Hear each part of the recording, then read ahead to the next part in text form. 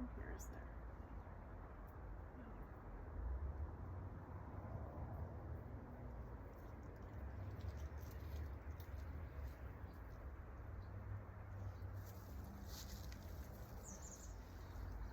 Hello and welcome to my garden. I'm Lise-Lotte. This is Lily. And I guess I could be upset that she has chosen to sit on this little, next to the tiny path. But I'm choosing not to be upset because I'd rather have her company here. For my very first, because I have this idea and I've got it in my pocket. This is a sweet pea seed, and I grow a lot of sweet peas. In fact, I meet strangers in the community who say, "Oh, you're the one with the sweet peas." Yes, that's me.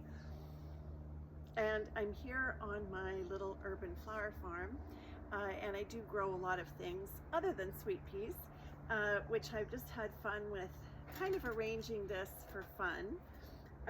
Just as we're going to talk, I'll put it down here.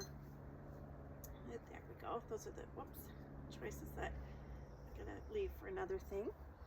And this is the one that I've made just as I was sitting here, just for fun.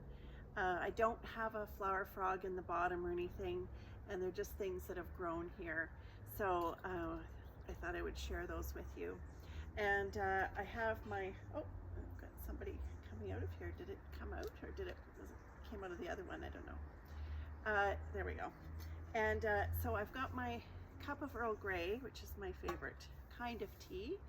I'm here for the very first time because I have a seed of an idea, which is that I would come here and kind of share a little bit about a story or something to do with my creativity here, or as a result of this little tiny place. I'm on a city lot in British Columbia on Vancouver Island, and we are a part of Canada that is the warmest, really, through the winter. So that means that we have a longer growing season for a lot of the things, and it means we don't get as cold in the winter, so we don't have the huge swings in temperature, partly because we're near the ocean, so it has that sort of moderating effect.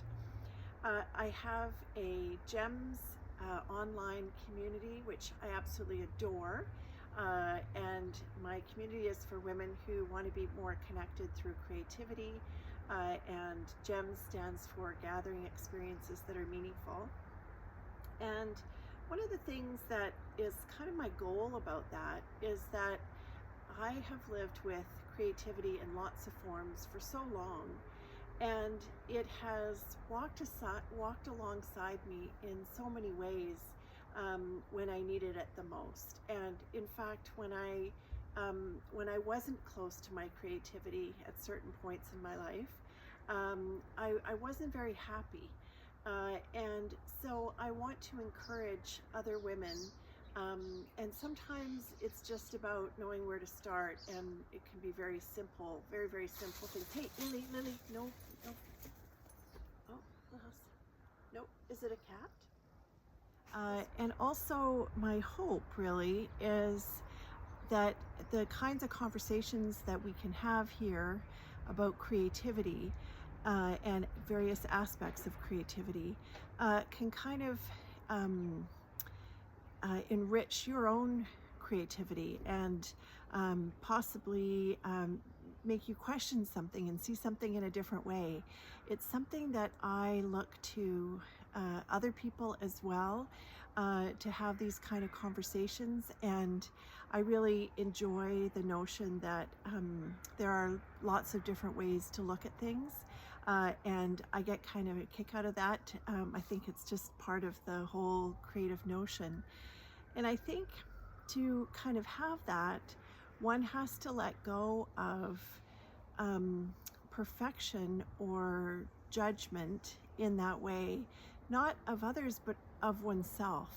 And I think one has to feel like, I'm here to learn this stuff. I'm a learner. And when you're a learner, you are intrigued by something and you're not attached in the way that you have to have all the answers or have everything right, or whatever right is anyway. That's completely subjective. But if you can kind of live without that, I think that it lends itself to a kind of openness, and an openness to whether one sees something and you think, oh, that's a cool way of making that. I'm not interested in making that. Like, I'm always fascinated to watch glass blowers. I have absolutely no desire to learn how to do glass blowing. Actually, all of the equipment kind of scares me, to be honest with you, and the sound and the harshness of all of the sounds. Yeah, I don't love that. So it's not for me, but I have some beautiful handmade glass things that I absolutely adore.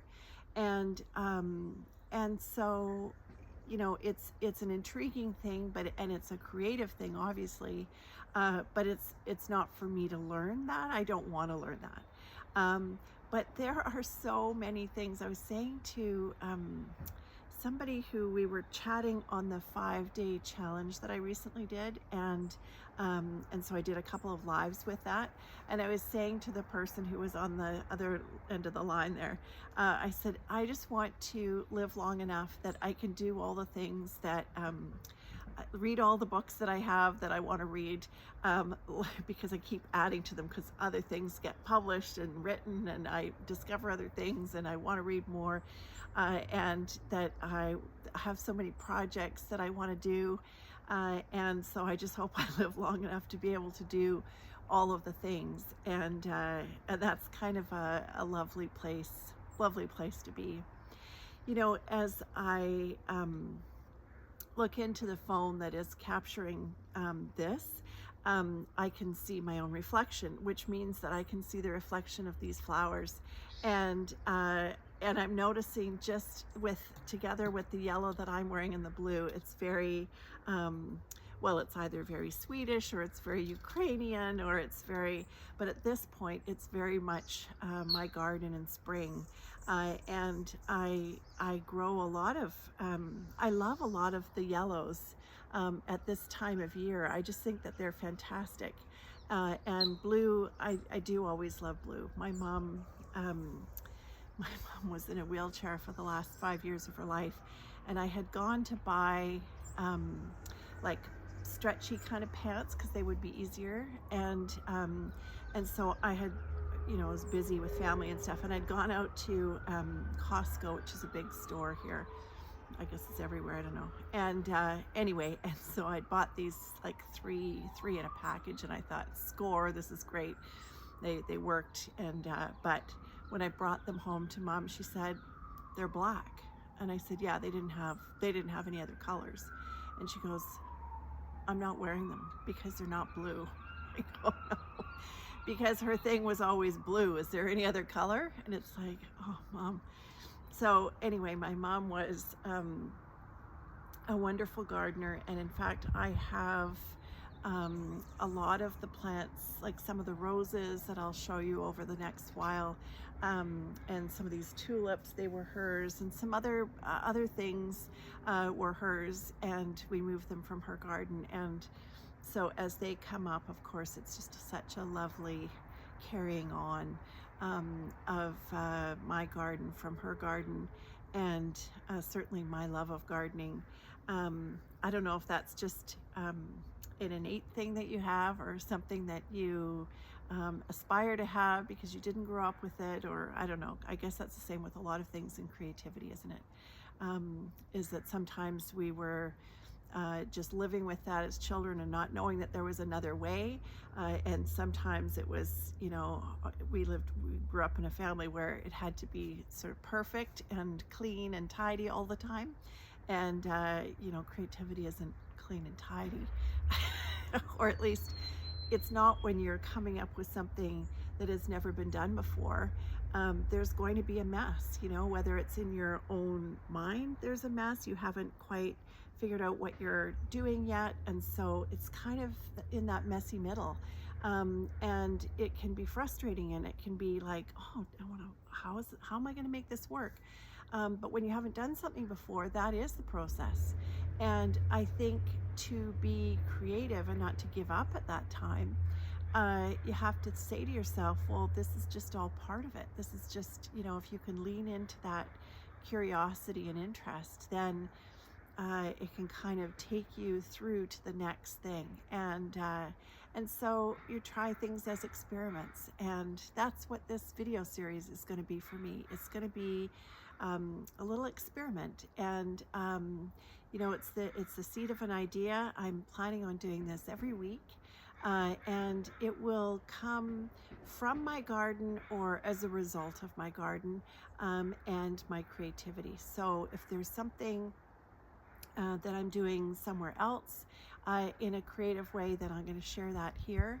And I hope to hear from you in the comments about the kinds of things that you would be interested in, the kinds of things that you are making and doing and questioning. And I would say too that my experience so far, both on my blog and my newsletter and that's not both, there's more, blog, newsletter, my weekly newsletter, which is free. You're welcome to join. We'd love to have you. And yeah, and any Instagram, I was going to say, is that people have been so kind. And that's, I think, part of what helps us be creative, is that we feel seen and supported, and that there's an openness such that one can try new things. And we certainly know in terms of brain research that that's kind of how that is. You know, if you're only in fight or flight, then you are not able, your brain isn't able to look at other things. It's just thinking of how to get you out of that situation. So we want to have kind of a relaxed sense of things, so that your brain can do these other things, these other more complex things, questioning and critical thinking and all that sort of stuff. So yeah, this is where I am. I hope you'll come and join me. I hope that you will comment in the comments below and let me know what kinds of things that you are interested in, what kinds of things you're doing now, and I'll see you here every week. I will release the videos so that they'll come out on Thursday, and yeah, so we'll see you, and I look forward to sharing some of the beauty of the garden with you, and I appreciate you being here today. Take good care. I wish you peace on your path.